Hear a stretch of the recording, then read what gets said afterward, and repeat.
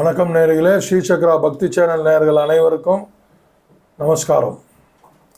செவ்வாய்க்கிழமை ஏப்ரல் மாதம் 29/4/2025 உத்திராயணம் விசு வாசு சித்திரை 16 கிருத்திகை. இன்னைக்கு முருகப்பெருமானை போய் தரிசிக்கணும், சந்திரனை தரிசிக்கணும். இன்னைக்கு 3ஆம் பிறை கீழ்நோக்கு நாள் தான், அதை பற்றி கவலைப்படாதீங்க.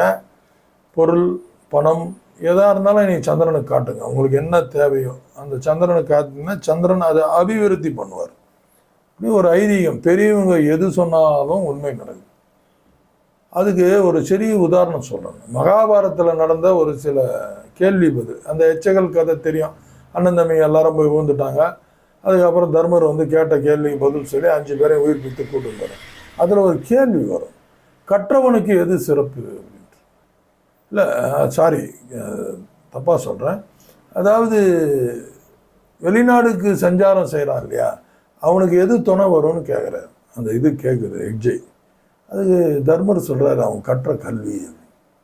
இன்றைக்கி நம்ம பார்க்குறோம் லைஃப்பில் ரெகுலராக. இன்றைக்கி பார்க்குறோம் எல்லாம் வெளிநாட்டில் வேலை செய்கிறோம், எல்லாம் காசு எடுத்துன்னு போய் செய்யலை. கரெக்டாக கற்ற கல்வியை தான் கையில் எடுத்துன்னு போகிறான். 1 லட்சமோ 12 லட்சமோ ஒரு கோர்ஸ் படிக்கிறதுக்கு எடுத்துன்னு போய் அங்கேயே வேலை பார்த்து சம்பாதிச்சு அங்கே ஒரு வேலை தேடிக்கிறான். பணம் வச்சுருக்கிறவன் போய் எவ்வளோ நாள் இருக்க முடியும்? அங்கே ஒரு மாத வாடகையே 2 லட்ச ரூபாயா, சாதாரண ஒரு ரூம் வீட்டு வாடகையை எப்படி அதெல்லாம் கட்ட முடியும்?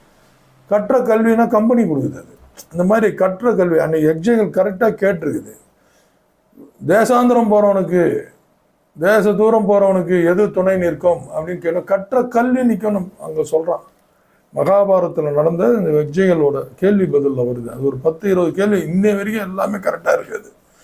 அது மாதிரி தான் இன்றைக்கி என்ன சொல்கிறாங்க, நம்ம எதுக்கோசம் இது கேட்க வந்தோம் அப்படின்னா, சந்திரா தரிசனத்தில் ஒரு காசை காமிச்சாவோ, நம்ம கேட்க வேண்டிய ஒரு துணியை காமிச்சாவோ, எதை காட்டுறோமோ அது நமக்கு பெருகும் அப்படின்னு சொல்கிறாங்க. ஸோ சந்திர தரிசனத்தில் உங்களுக்கு எது தேவையோ அதை காட்டுங்க. மல்லிகை சாமான் காட்டலாம், வீட்டில் எப்போ வத்தாத மல்லிகை சாமான் கிடைக்கும். அரிசி காட்டலாம், வீட்டில் எப்போ அரிசி குன்றாமல் இருக்கும். அது மாதிரி காசை எடுத்து காட்டலாம், எப்போவுமே பர்ஸில் பணம் இருந்துக்கினே இருக்கும். அந்த மாதிரி சந்திர தரிசனம் நீங்கள் பண்ணுங்கள். மாலை 6 to 6:30. சில பேருக்கு 7:30 தான் தெரியும், அப்போ காட்டுங்க. ஏன்னா 3ஆம் பிறையெல்லாம் மெதுவாக தான் வருவார் அவர். நல்ல நேரம் பார்த்தீங்கன்னா சொல்லிட்டேன், காலை 7:30 to 8:30, ஈவினிங் 4:30 to 5:30. கௌரி நல்ல நேரம் பார்த்தீங்கன்னா காலை 1:30 to மதியம், afternoon 1:30 to 2:30, evening 7:30 to 8:30. Rahu காலம் 3-4:30, யமகண்டம் 9:30 to 10:30, சூலம் வடக்கு, பரிகாரம் பால். சூரிய உதயம் 5:58 ஸ்டார்ட் ஆகிடுச்சு. துவிதியை இரவு 8:40 வரைக்கும், அடுத்து திருதியை. நட்சத்திரம் பார்த்தீங்கன்னா இன்று இரவு 9:52 வரைக்கும் கிருத்திகை. மறந்துட்டேன், முருகரை நீ போய் பார்க்கணும், கிருத்திகை பார்த்துக்கோங்க. அருகாமையில் இருக்கிற தமிழ் கடவுள், நமக்கு உண்டான ஒரு நமக்கோசம் வந்தவர், ஒரு இமயமலையிலிருந்து. என் நாடு எம் மக்கள், நம்ம எல்லாம் அவரோட மக்கள்.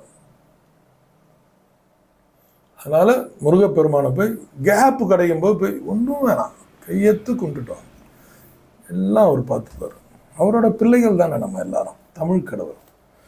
அவரை நம்பி தானே, அவர் செய்யணும், யார் செய்வானோ? ஆணித்தரமாக நான் நம்புவேன், முருகன் தான் செய்வார். சரி, ஓகே. சந்திராசிரமம் பார்த்தீங்கன்னா இன்று இரவு 9-12 வரைக்கும் சித்திரை சுவாதி. துலாத்துக்கு வந்துடுறார், கன்னி ராசி விடுபடுறாங்க.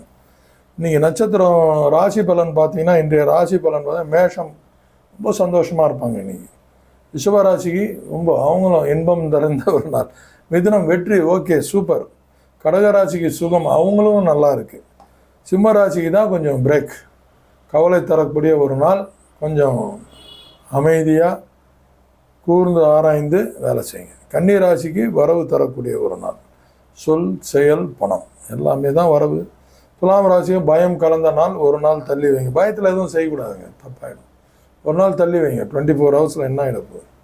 விருச்சிக ராசி நேயர்களுக்கு வந்து புகழ்ச்சி தரக்கூடிய ஒரு நாள். முகஸ்துதி இருக்கும், ரொம்ப கேர்ஃபுல்லாக இருக்கணும், ரொம்ப கேர்ஃபுல்லாக ஹேண்டில் பண்ணுங்கள் இன்றைக்கி. தனுசு ராசி எப்போவுமே ஒரு பிரச்சனையிலேருந்து தப்பிச்சு வெளில வந்துடும். நம்ம முகஸ்துதிலாம் எப்படின்னா, நம்ம நல்லா இருக்கும்போது தான் அது வரும், அதில் தான் நம்மளை காலி பண்ணிவிடுவாங்க. ரொம்ப கேர்ஃபுல்லாக இருக்கணும், புரிஞ்சுக்கோங்க.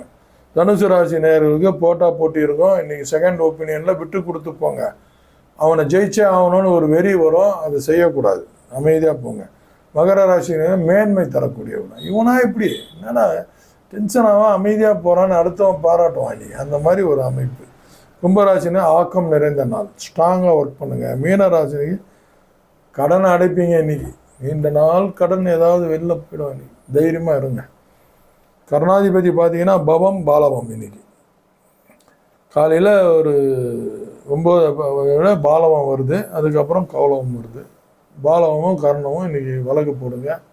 இன்றைய நாள் சிறப்பாக அமையணும்னு எல்லாம் வல்ல இறைவனை வேண்டிக்கிறேன்.